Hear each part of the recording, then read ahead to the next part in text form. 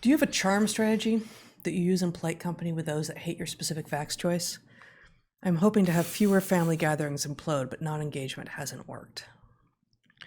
You and I do. We do?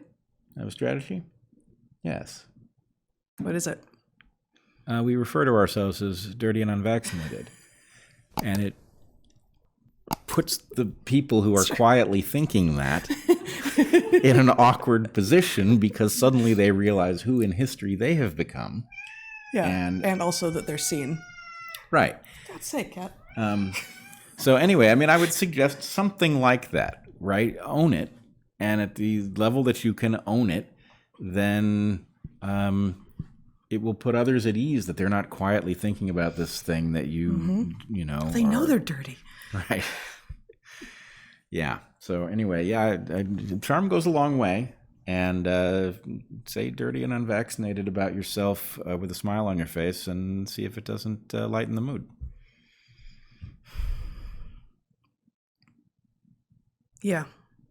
I wish I had something more, but no, that is something we've both done. Yeah. Mm-hmm. Seems to work. We've stopped hemorrhaging friends. That's nice, you know. Hey, buddy.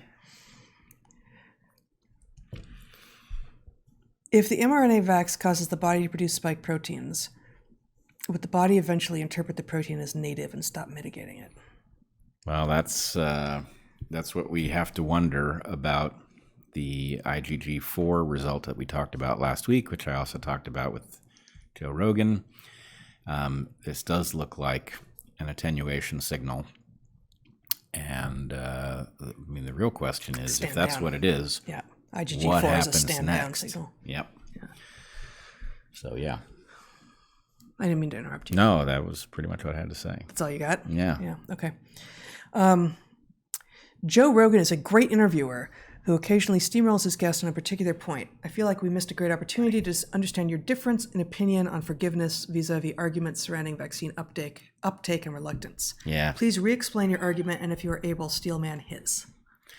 Yeah, okay. I'll steelman his first. Joe's point is we have all been through some terrible thing that was of none of our choosing, and that hate gets you nowhere, and so we should just embrace each other and get over it. Joe, I hope that did you justice. My point to Joe, which is, by the way, a loser because it's uglier, but... Your point is a loser? Yeah. My point to Joe is, look, I'm not all that interested in vengeance. I don't think, if I could press a button and I could get us to truth and reconciliation where nobody was punished, that would be deeply unjust.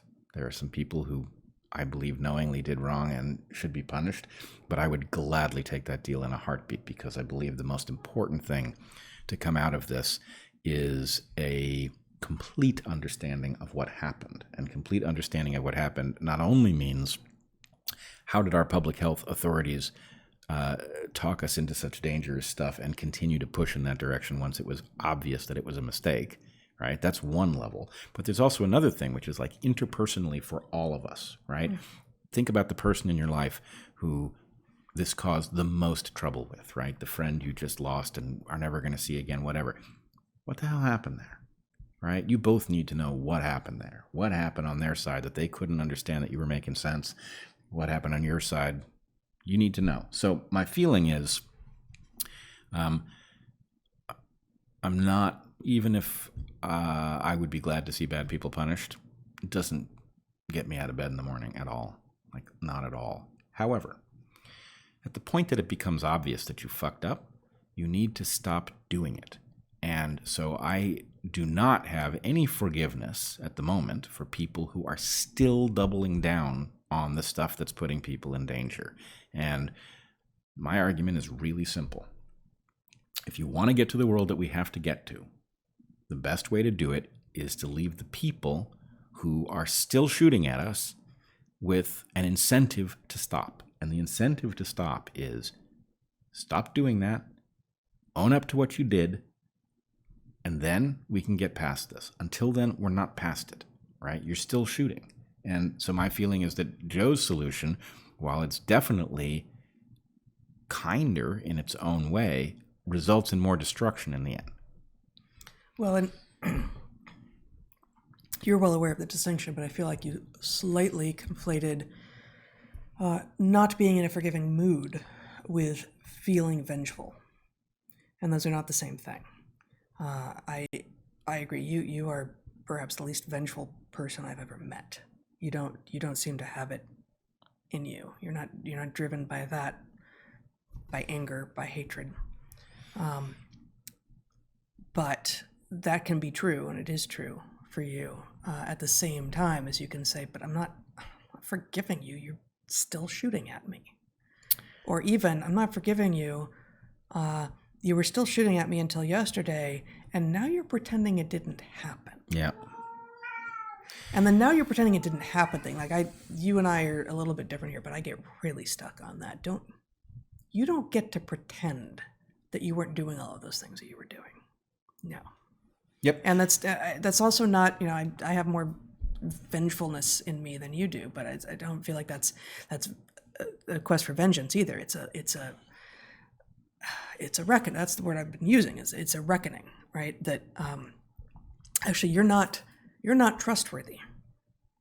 If you have been doing all of this for years now, and you stop, and then never another word is said, not trustworthy. You'll do it again. You will do it again. I agree. So there needs to be a reckoning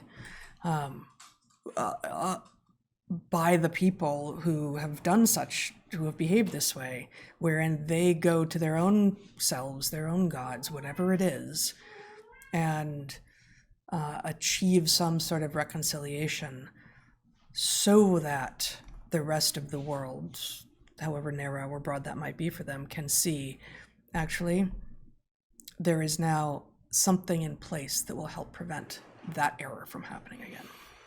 Yeah, I agree. I think there's a missing category, right? There's forgiveness.